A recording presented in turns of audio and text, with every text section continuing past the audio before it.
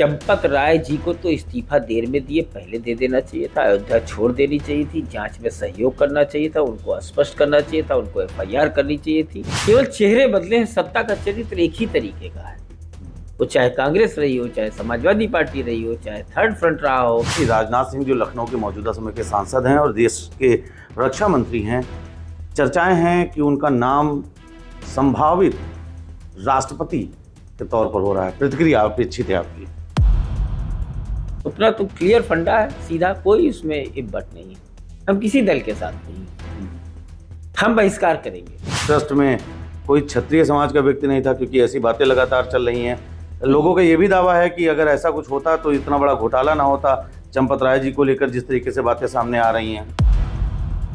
और हम लोगों के महापुरुष तो सदैव से चुराए जाते रहे हैं।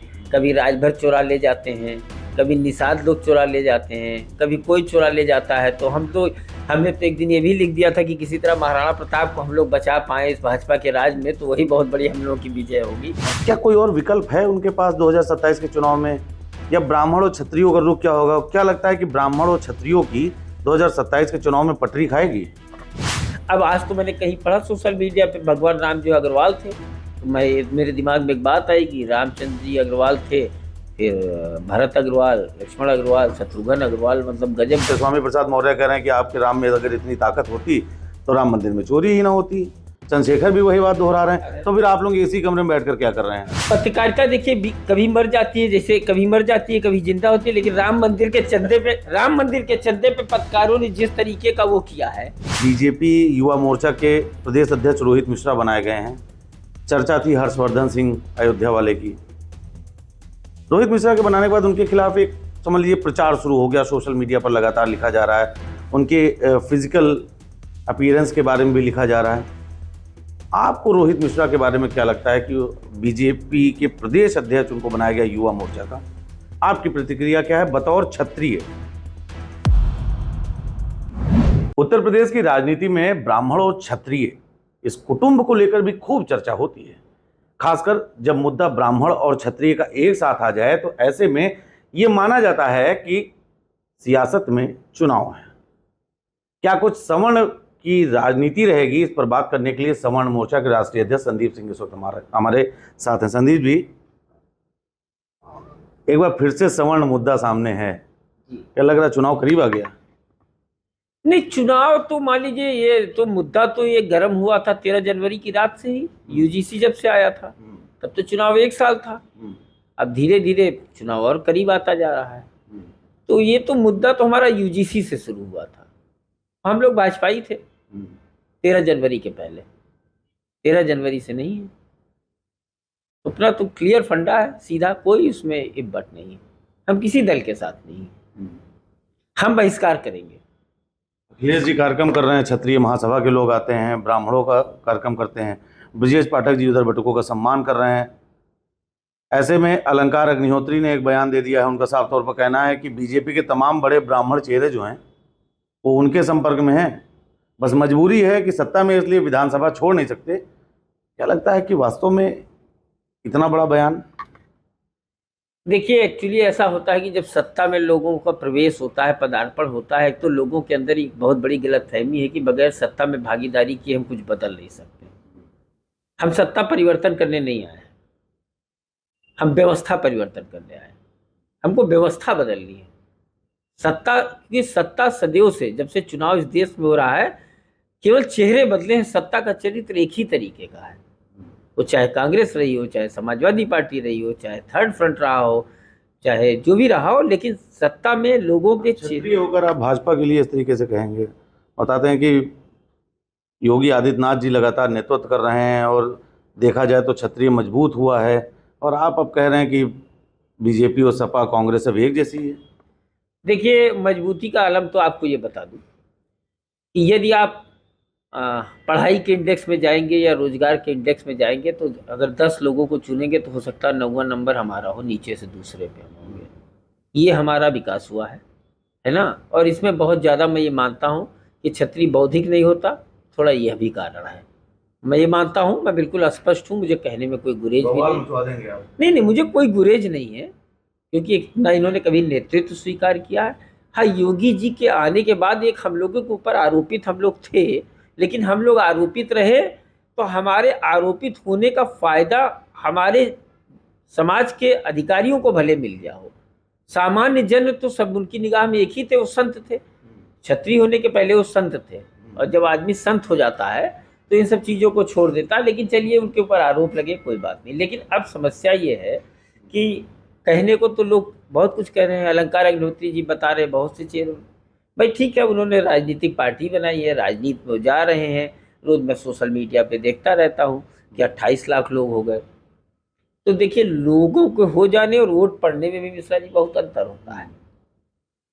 दुनिया की सबसे बड़ी पार्टी भाजपा है, जितने मेंबर है सब वोट थोड़ा दे देते हैं। तो ये गलतफहमी मन से निकाल देनी चाहिए। और दूसरी बात ये है कि आपके पास जो मुद्दा लेके आप मैदान में आए थे, वो मुद्दा अभी रिजॉल्व नहीं हुआ है। तो जब हम किसी चीज को करने जाएंगे, उसको कर नहीं पाएंगे, तो हम किस आधार पर वोट मांगेंगे? केवल हम इस आधार पर वोट मांगने लगेंगे कि यहाँ पे ये हो गया, वहां पर वो हो गया। ये कोई आधार ये नहीं। मुद्दा है कि अयोध्या के राम मंदिर ट्रस्ट जो था, उस ट्रस्ट में कोई क्षत्रिय समाज का व्यक्ति नहीं था, क्योंकि ऐसी बातें लगातार चल रही हैं। लोगों का ये भी दावा है कि अगर ऐसा कुछ होता तो इतना बड़ा घोटाला ना होता, चंपत राय जी को लेकर जिस तरीके से बातें सामने आ रही हैं। देखिए, चंपत राय जी को तो इस्तीफा देर में दिए, पहले दे देना चाहिए था। अयोध्या छोड़ देनी चाहिए थी, जांच में सहयोग करना चाहिए था, उनको स्पष्ट करना चाहिए था, उनको एफआईआर करनी चाहिए थी। अब आज तो मैंने कहीं पढ़ा सोशल मीडिया पे, भगवान राम जो अग्रवाल थे, तो मेरे दिमाग में एक बात आई कि रामचंद्र जी अग्रवाल थे, फिर भरत अग्रवाल, लक्ष्मण अग्रवाल, शत्रुघ्न अग्रवाल, मतलब गजब। मैं वो तो मान लीजिए, इस देश में जातीय जो है वो सच्चाई है, उसको वो नहीं किया जा सकता है। और हम लोगों के महापुरुष तो सदैव से चुराए जाते रहे हैं। कभी राजभर चुरा ले जाते हैं, कभी निषाद लोग चुरा ले जाते हैं, कभी कोई चुरा ले जाता है। तो हमने तो एक दिन ये भी लिख दिया था कि किसी तरह महाराणा प्रताप को हम लोग बचा पाएँ इस भाजपा के राज में, तो वही बहुत बड़ी हम लोगों की विजय होगी। मरहूम रह जा रहे हैं। हाँ, मतलब हम लोग किसी तरह महाराणा प्रताप को बचा पाए। चौहान कहने लगे कि पृथ्वीराज चौहान भी हमारे थे, कोई मिहिर भोज को लिए जा रहा। गजब स्थिति है, किसी के पास कोई नायक नहीं है, हमारे सब नायक चोरी हो रहे हैं। तो आप लोग मौर्य वंश वाली बातों पे क्यों नहीं चले जाते? स्वामी प्रसाद मौर्य कह रहे हैं कि आपके राम में अगर इतनी ताकत होती तो राम मंदिर में चोरी ही ना होती। चंद्रशेखर भी वही बात दोहरा रहे हैं। तो फिर आप लोग इसी कमरे में बैठकर क्या कर रहे हैं? अरे मैं आपको बता दे रहा हूँ, अभी सम्राट अशोक के वंशज हैं स्वामी प्रसाद मौर्य कहते हैं, चंद्रगुप्त मौर्य के वंशज हैं। अगर इतनी ताकत थी, इतने बड़े वंशावली के लोग हैं, तो आरक्षण के लिए भीख क्यों मांगते रहते? अगर इतनी बड़ी वंशावली के लोग हैं तो आरक्षण के लिए भीख क्यों मांगते? अगर उनके यहाँ के लोगों ने शासन किया है तो उनको बराबरी का दर्जा कौन सा चाहिए? तो बराबरी का दर्जा है ही है भाई। सम्राट अशोक बहुत महान व्यक्ति थे। चंद्रगुप्त मौर्य, उनको एक ब्राह्मण चाणक्य ने कहाँ से कहाँ पहुंचा दिया था, आप बताइए। तो कहने का मतलब है, जब आप किसी वंशावली से आ रहे हैं तो आपको आरक्षण की क्या जरूरत है? आप समान अधिकार की बात पे क्यों नहीं तैयार होते? मैं तो तैयार हूं। कल को कोई कह दे कि समान अधिकार रहेगा देश में हर नागरिक का, संदीप सिंह अपने नाम के आगे से सिंह लगाना बंद कर देंगे, और आपको भी इंसिस्ट करेंगे आप मिश्रा लगाना बंद कर देंगे। सब लोग बराबर हो गए हैं समाज। मतलब जब यहां फायदा लो ना होगा तो तुम पिछड़े हो, तुम शोषित हो, तुम दलित हो, तुम वंचित हो, तुम 5000 साल से पानी नहीं पाए। और जब कुछ वो बनाना होगा, महिमा मंडन करना होगा, तो तुम चंद्रगुप्त मौर्य के और सम्राट अशोक के वंशज हो जाओगे। तो दो व्यवस्थाएं एक व्यक्ति में नहीं चल सकती ना, एक ही व्यवस्था चलनी चाहिए। अगर वे कहते हैं कि हम उनके वो हैं, तो फिर उनको ये कहना चाहिए। अच्छा, उन्होंने रामचंद्र जी के लिए तो बोल दिया। सलार मसूद गाजी के हाथ से भी चिट्ठी जारी हुई थी चोरी की। आपको ध्यान होगा, दिनेश प्रताप सिंह वहां के प्रभारी मंत्री हैं, डीएम को पत्र लिखा, कुछ बोले। अजमेर शरीफ का भी क्या चंदा सब जमा हो जाता होगा, कुछ बोले? किसी कैथोलिक चर्च के बारे में बोले स्वामी प्रसाद मौर्य? वो हिम्मत नहीं है। हम लोग इतने लिबरल रहे, इतने सहयोगी रहे कि लोगों की जबान खुलती रही। लेकिन अब तो कहावत है, ईंट का जवाब पत्थर से, अब वही होगा इन लोगों के साथ। तो इस तरीके से बयान आएंगे तो फिर आप लोगों को क्या कदम होगा? स्वामी प्रसाद मौर्य तो देखिए, उनके ऊपर चप्पल भी फेंका जा चुका है, स्याही भी फेंकी जा चुकी, रायबरेली में उनके ऊपर हमला भी हो चुका है। मतलब कुछ बचा नहीं। अब देखिए, अब इसके बावजूद उनको लगता है कि क्या कहते हैं कि हमारे बोलने का ये है, वो तो आप लोगों का वो है कि आप लोग उनको बार बार बयान लेके चढ़ा देते हैं। नहीं 4 दिन आप लोग जाना बंद कर दीजिए तो कोई पूछने वाला नहीं है। अरे तो आज तो सोशल मीडिया का जमाना है, आदमी बयान बना के अपने आप अपलोड कर दे रहा है, आप भी अपलोड कीजिए। नहीं देखिए होता क्या है कि सोशल मीडिया पे आदमी अपने बयान देता है, इसमें आप कौन सा सवाल पूछ लेंगे अगर फैब्रिकेटेड नहीं है तो। जैसे आप हमारे पास आ गए, आपने हमसे पूछना शुरू किया, मैं आपको जवाब दे रहा हूँ। तो फिर पत्रकार जो होता है ना, पत्रकार ज़्यादातर सामान्य वर्ग का है। देखिए मुझे भी कहने में कोई गुरेज नहीं, वो सवाल जब पूछता है तो उसका जवाब देना मुश्किल हो जाता है, तो वो उससे नहीं चल पाएंगे सोशल मीडिया से। मानते हैं मतलब इतना जिस तरीके से वर्तमान समय की पत्रकारिता में इतना बायसनेस आ गया है, तो मानते हैं कि अभी पत्रकारिता जिंदा है? पत्रकारिता देखिए कभी मर जाती है, जैसे कभी मर जाती है कभी जिंदा होती है, लेकिन राम मंदिर के चंदे पे पत्रकारों ने जिस तरीके का वो किया है, तो ये मुझे लगता है कि बीच बीच में इन लोगों के अंदर ये जोश आ जाता है कि अब हम नहीं सुनेंगे, अब हम वही करेंगे जो सही होगा। और ये बीच बीच में ऐसा होता है तो ये लगने लगता है कि नहीं अब जो हो रहा है।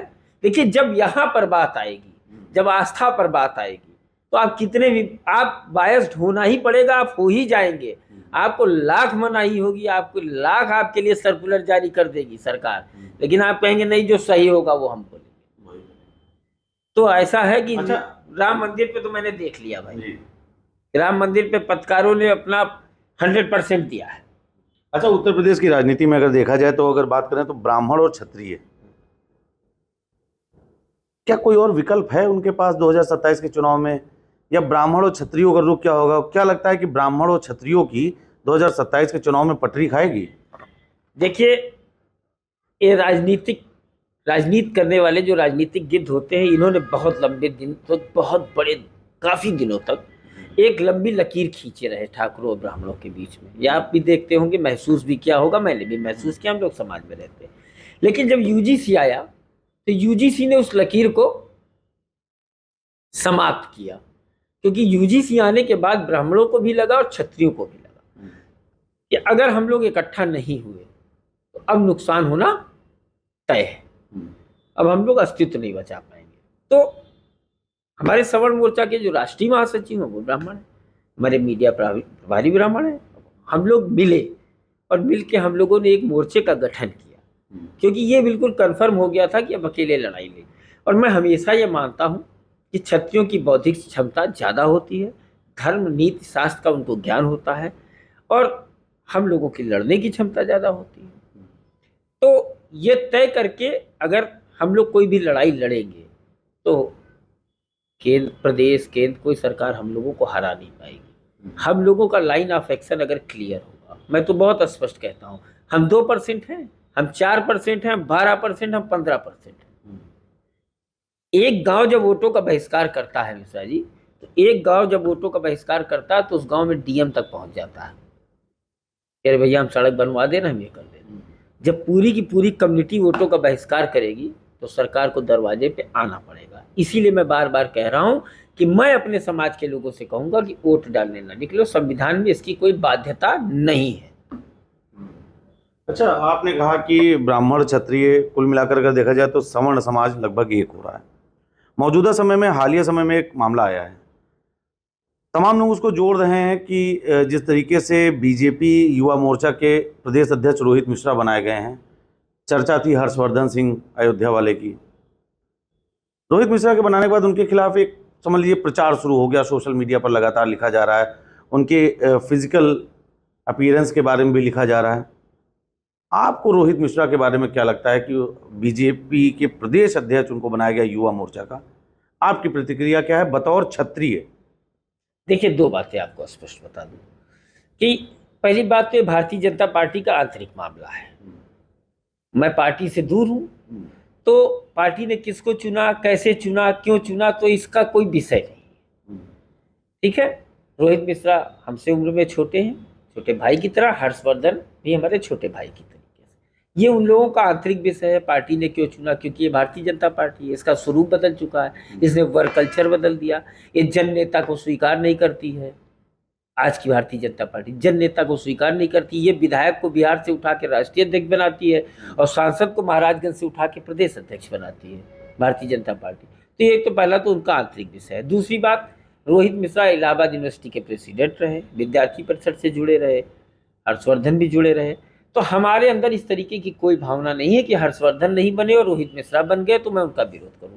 दूसरी बात, जब कोई आदमी कहीं पहुंचता है तो इस तरीके की निगेटिविटी समाज में है, इसको इनकार नहीं किया जा सकता। तो लोग निगेटिविटी निकालने लगते हैं। किसी ने मुकदमे निकाल दिए इलाहाबाद के, किसी ने कहा वो विकलांग हैं, तो ये देखिए एक अलग विषय है। अब पार्टी ने उनकी कार्य क्षमता देखी होगी, बोलते वो बेहतर हैं, अच्छा बोलते हैं, मैंने सुना है।